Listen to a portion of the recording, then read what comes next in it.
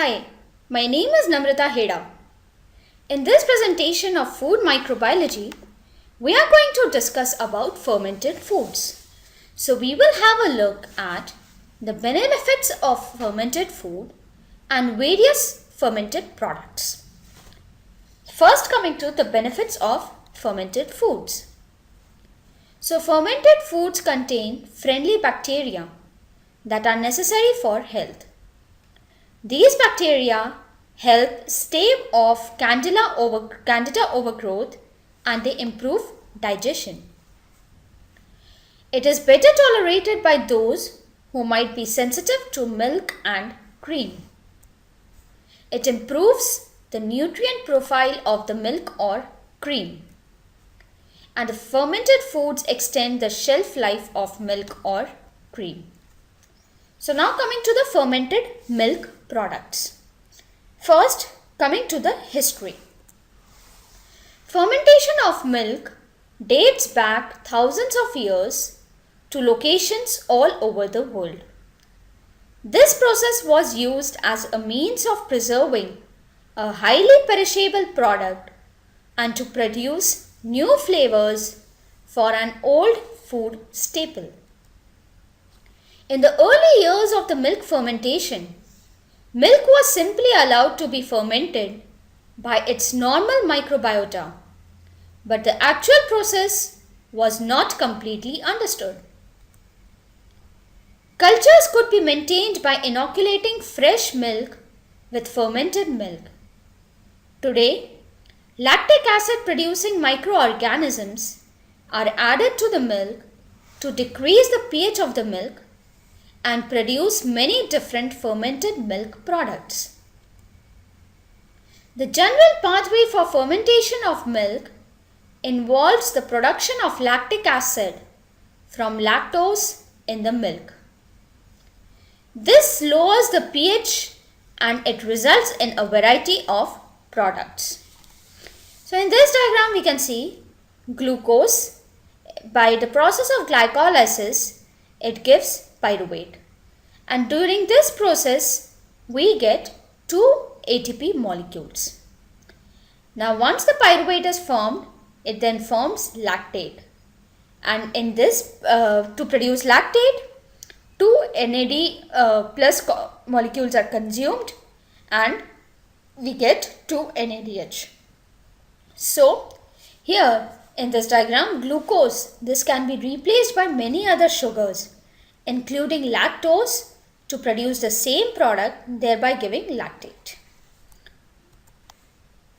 The protein in the milk that is responsible for curdling is casein. So this is the structure of casein. So here white molecules, they are casein. These are the beta alpha 2 alpha 1 and alpha 2 alpha 2 casein molecules. And these over here, these are the phosphate groups, and this is the hydrophobic core, and this is the white circles are the K casein. So with the pH drop, so when the pH is low, casein molecules, they coagulate in a structure similar to shown over here. So they coagulate. Now coming to the products. First, yogurt. Yogurt is produced from whole or skimmed milk. It is inoculated with a starter culture which usually contains Lactobacillus bulgaricus and Streptococcus thermophilus. These bacteria ferment the lactose in the milk to lactic acid, causing the milk to curdle and form yogurt. If the product is not pasteurized, the result is yogurt with active cultures. So, coming to sour cream. Sour cream is produced in much the same way as the yogurt. However, light cream is used instead of whole or skimmed milk. Streptococcus species and Lactobacillus species are used as starter cultures to form lactic acid from lactose. The lowered pH causes the cream to coagulate, resulting in sour cream. Coming to the next fermented food, which is cheese. Cheese is yet another product of milk fermentation that requires factors in addition to the traditional production of lactic acid. Coagulation of casein due to lactic acid production and the subsequent drop in pH and the addition of rennet, which is an enzyme derived from the lining of the stomach of calves, form the curd of cheese. Without rennet, a soft cheese such as cottage cheese or cream cheese would result. Yeasts, mold, and bacteria, they are all involved in the processes that produce different cheeses, and their location on or in the curd are what results in many cheese types. The table below, it shows the bacteria which are involved in different cheese. So here we can see this is a Propionibacterium shermani, whose function is flavor and eye formation. It forms the Swiss cheese. Now the different species of lactobacillus like Bulgaricus, Lactis and Helveticus, their function is to give the acidity and flavor. And the product in which these are used are the Bulgarian buttermilk, yogurt, kefir, kaumis, Swiss Emmental and Italian cheeses. Then another species of lactobacillus, which is acidophilus, the function is to produce acidity and it is used in buttermilk. Then Streptococcus thermophilus, the major function to produce acidity, and it is used in Emmental, cheddar and Italian cheeses and yogurt. Another species of Streptococcus, which is diacetylactis, is used in sour cream, ripe cream, butter, cheese, buttermilk and also used as starter cultures.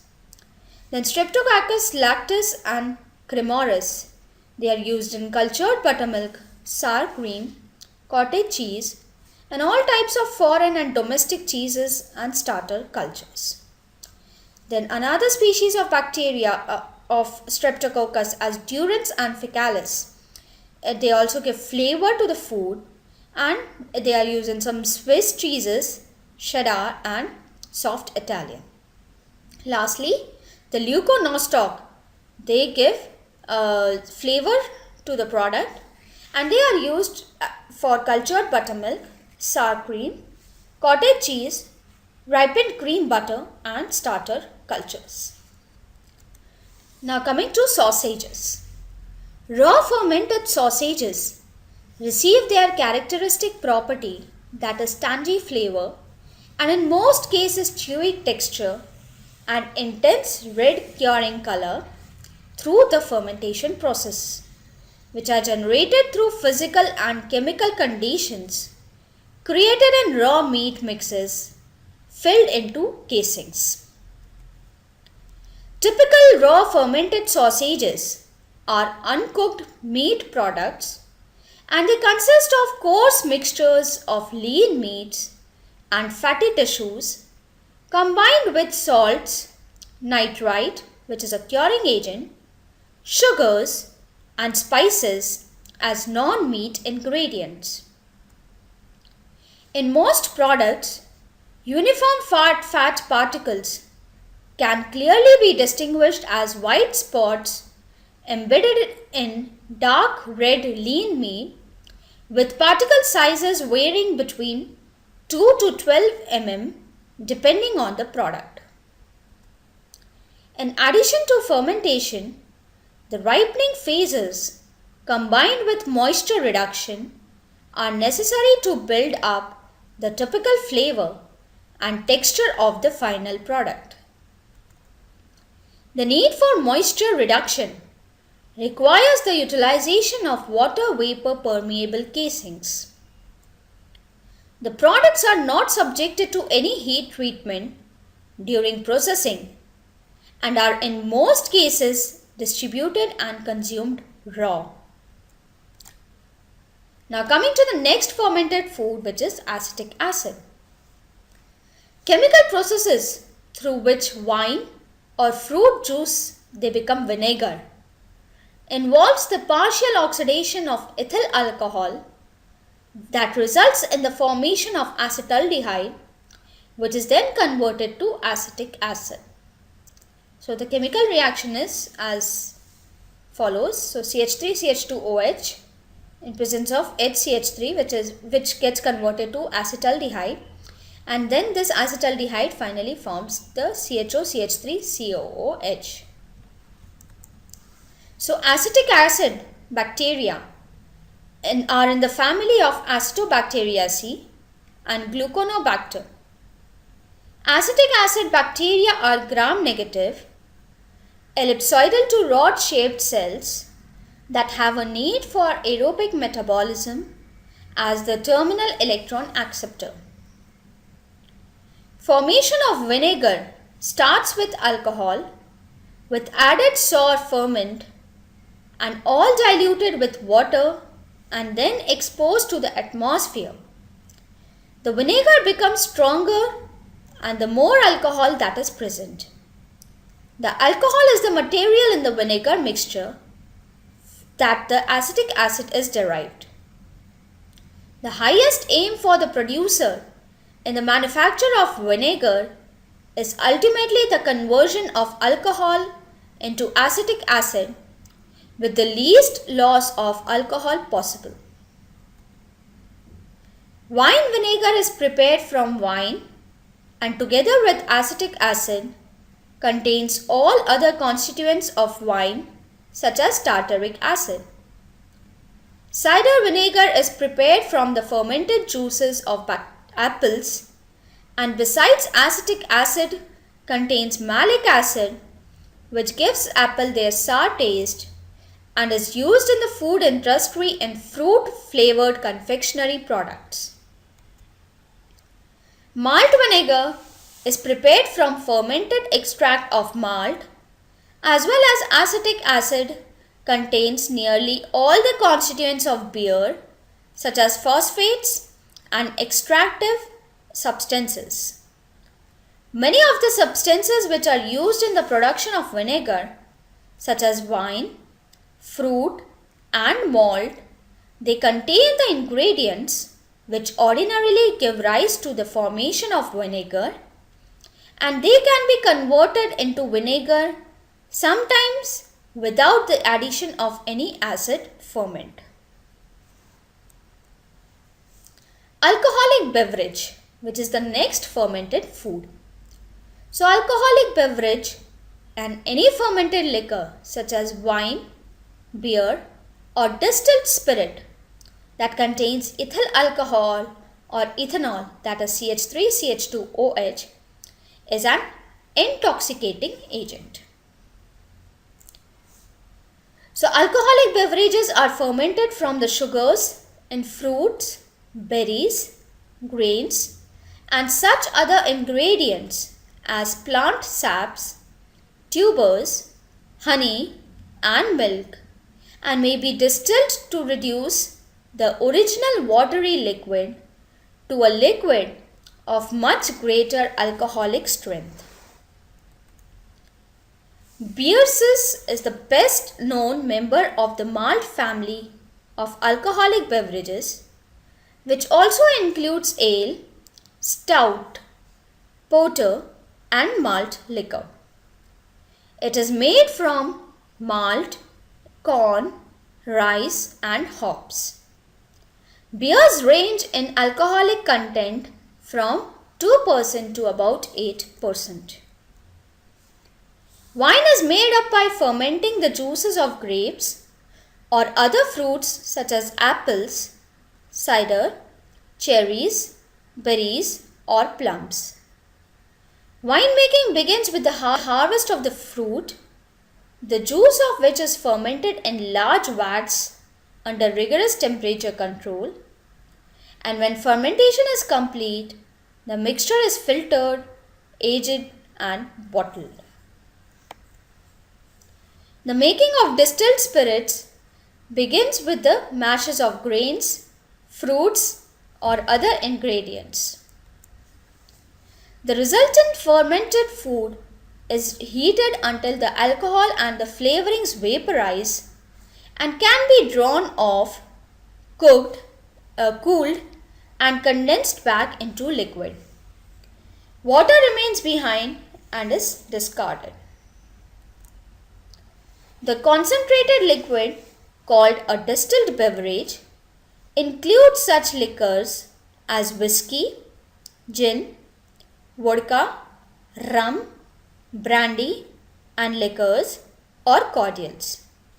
They range in alcoholic content, usually from 40 to 50%, though higher or lower concentrations are found. Coming to the next fermented food, which is sauerkraut. So sauerkraut fermentation requires almost no work on the part of the operator.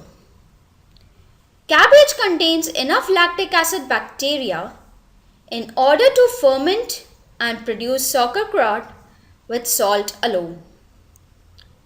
In order to obtain product of the highest quality, all those bacteria strains must ferment in a certain sequence. This happens naturally as long as sauerkraut is fermented around 65 degrees Fahrenheit, that is 18 degrees Celsius. So here the different graph is shown, like different strains of the bacteria which are required. So like in the initial time at 18 degrees Celsius, so leuconostoc mesenteroids is added for flavor development. Then the next bacteria is Lactobacillus plantarum, which is for fermentation, and then the Lactobacillus brevis, which is added during the finishing off. Leuconostoc mesenteroids, so they are the smallest and start the fermentation first, producing around 0.25 to 0.3% lactic acid. They are heterofermenters. This means that they produce different compounds such as lactic acid, acetic acid, that is vinegar, ethyl alcohol, and carbon dioxide, that is soda gas, and mannitol. The last one is a bitter flavored compound which is metabolized later by Lactobacillus plantarum. All those acids in combination with alcohol from aromatic esters contribute to the characteristic flavor of the high quality sauerkraut. If the temperature is higher than 72 degrees Fahrenheit, that is 22 degrees Celsius, they might not grow, and that would be detrimental to the flavor of the sauerkraut.